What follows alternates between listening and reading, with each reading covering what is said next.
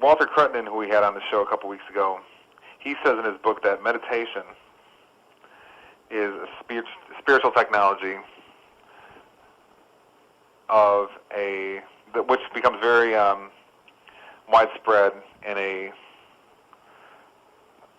more advanced age than ours. Okay, we live in a sort of low-level age right now. If you doubt that, then just go go watch the news tonight about your Afghan war, your Pakistan war, your Iraq war, your genetically modified food, you get your Michael Jackson coverage on the news tonight, and on and on and on. And everybody's glued to their TV sets and just wide-eyed and titillated by whatever they see. So that's the characteristics of a lower age, or what I'd like to say is a pathetic age. So we think of technology not as a spiritual technology in our culture. We think it's just moving matter around.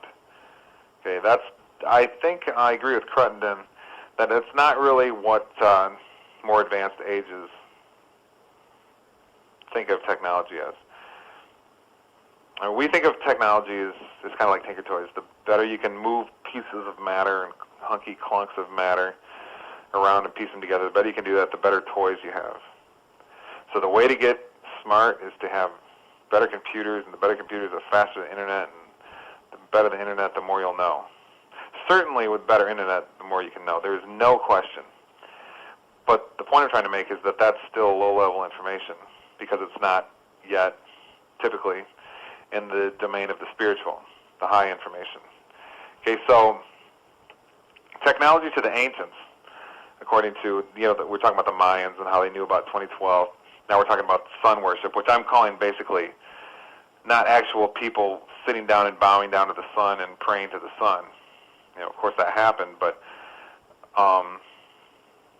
what I'm talking about it more is a experience of ultimate reality all around you, which in high states of meditation and prayer and religious practice will appear to you like an infinite energy and sunlight everywhere around you. And just having this experience is this incredible joy.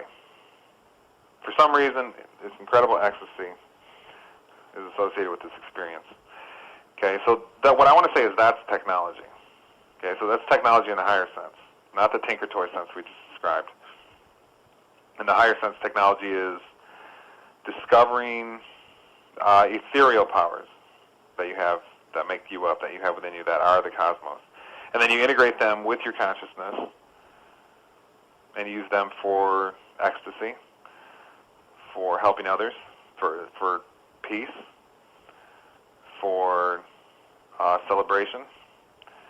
Telementation is the best example of this. But I think that's what technology really is in the higher sense. And like I said on the Republic Magazine webinar a couple days ago, when somebody was asking me, he appeared to be very worried about biomagnetic weaponry that the government has developed, which could zap us all right away. I said, well, they've got 30 technologies like that they could zap us all with right away. If you're dead, you're dead. Who cares? Okay? Because you'll be dead in a second and it won't matter.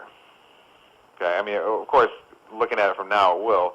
But there's nothing you can do about sitting around there worrying about it. Our parents and grandparents' generation, let them develop these technologies, nuclear weapons and so forth. Let them have control of them.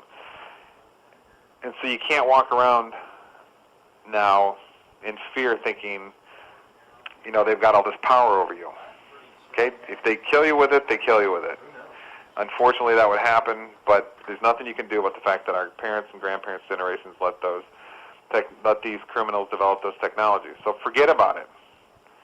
Okay? And you know what? It's a better reason to forget about it because if you, as I said on that webinar, if you develop your spiritual gifts that all the religions discuss, your faith that can move that mountain, if you develop that, to quote Jesus again,